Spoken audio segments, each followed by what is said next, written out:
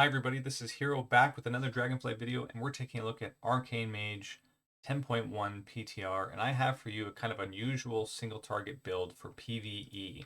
It's based on our 4-piece, which essentially gives us 50% mana regeneration after Arcane Surge is gone. Now, Arcane Surge itself provides a great deal of mana regeneration, basically dumps your mana and regenerates it really fast. But after that window is completed, we get more mana regeneration. And I was trying to think about, is there a way to make use of this? Because in the general single target approach for Arcane Mages, this tier set doesn't seem that powerful. And that's okay, it doesn't need to be overly powerful. But in our standard single target builds where we're trying to piece together Arcane Surges alongside our Kyrian window with Touch of the Magi, the 4-piece isn't really offering us that much because it's a very specific order of procs. We're trying to get good arcane harmonies off in 2 locations within this burst window. And then after that, we are just sort of waiting or doing a conservation phase until we get back to mini burns. But there is another strategy. Don't you guys remember old Arcane Mage? Huge Arcane Blast damage bursting, and then this little conserve phase? Well, I think I found something that is even better. In this build, we are avoiding pressing Arcane Barrage entirely. No Arcane Barrage, never, for the whole boss fight. 4 stacks, 4 charges of Arcane Charges the whole time, never press Barrage once. Here's, what is this? The damage done overall. This was 8 minutes of combat. Again, it gets broken down because we evocate. 8 minutes of combat, and there are no Arcane Barrage casts. And we basically kept it up the whole time. What does this look like? Well, I'll show you some video footage in a second and chat about it. But here's the basic strategy. You can, with double lust and evocating on pull before the pull happens to get your buff, you can still maintain the cycle of Arcane Surge into Evocate in standard gameplay and not drop Arcane Charges.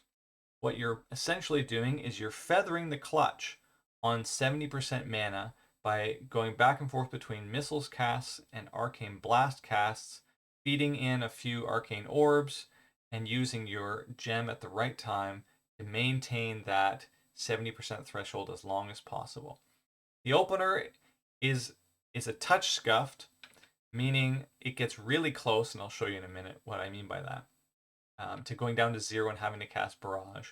But outside of that, it's an awesome playstyle, especially once you get out of the specific lust window. All the rest of the gameplay is very seamless. You can just cast and not have to worry about pressing Barrage at all, not have to worry about clearing stacks. And then you get to evocate right back into Surge, and then you cast and cast and cast again.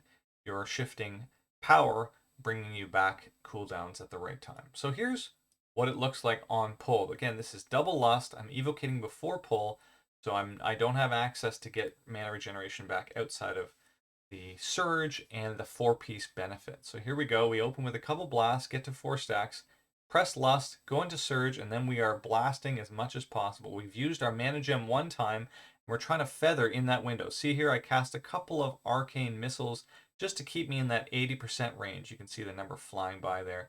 We have sped this up a little bit.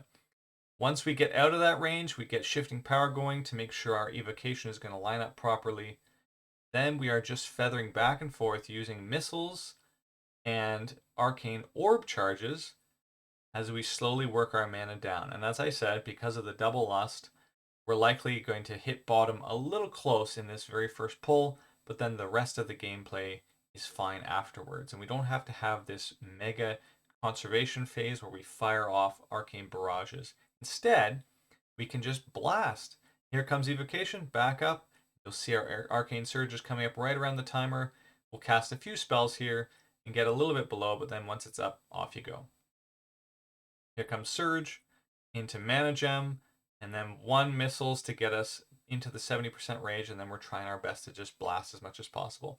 In the second and third iterations in your rotation, outside of the double lust window, you can essentially forego pressing missiles and just cast Blast right after Surge is completed because you won't have the haste to dump your mana. So that's kind of a nice gameplay feature. I didn't quite do it the way I wanted to here, but again, I'm just testing some ideas.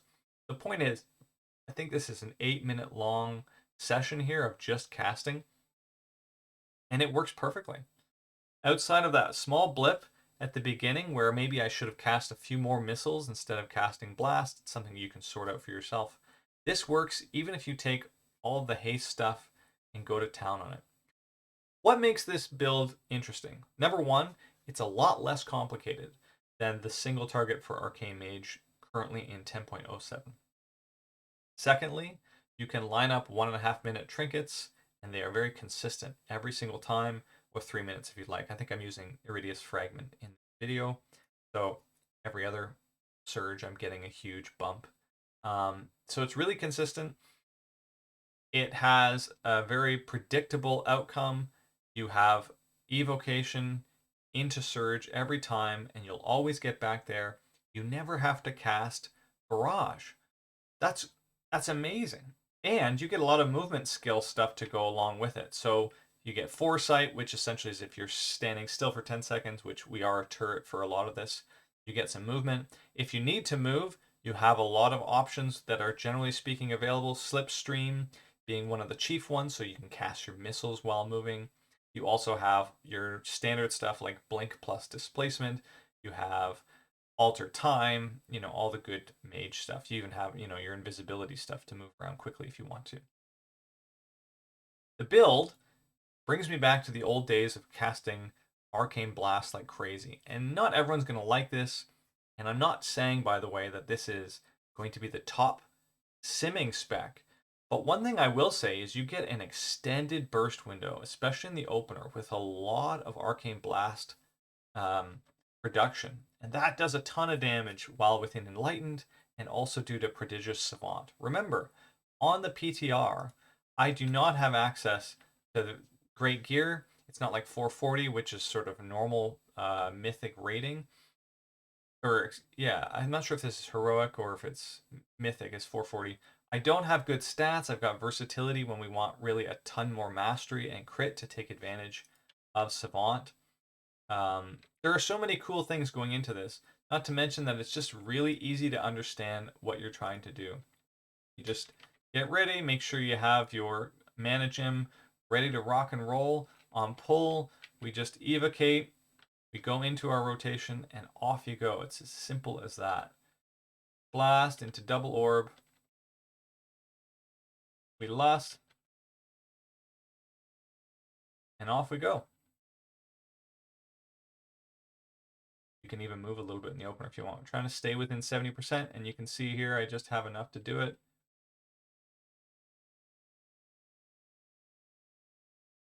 Blast, blast, blast, blast. We're getting to the end here. Drifting power. Then we'll go back into this, just keeping us up at the 70 mark.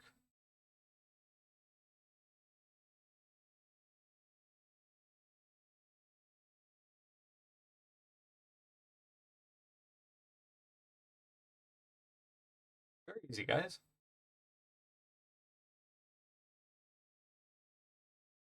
So if you're looking for that old school style, pretty fun. Even my rune of power timing, I got to figure out myself a little bit. And lust is coming off, and we're just getting back to evocation now. There's evocation. Takes us back up, and we have a few more seconds until surge, and off you go.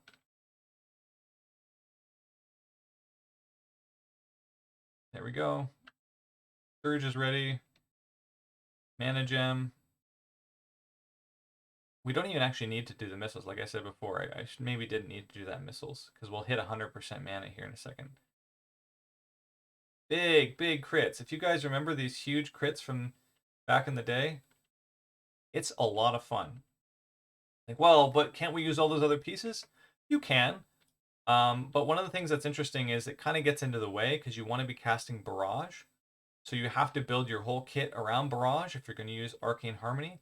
And then why not just do the whole mess with Arcane, with Tom and with the Kyrian ability? There's just no point in trying to do anything else if you're going to go for Arcane Harmony, because it does a lot of damage to do that Barrage build. But if you want to get back to something of a more of a caster, full caster Arcane Mage, this is your build. Thanks guys for tuning in. Let me know what you think in the comments. Obviously, massive disclaimer, I am not saying this is the best simming build. I am saying that it's very simple and straightforward to understand and single target, and it's a lot of fun. Catch you guys again next time.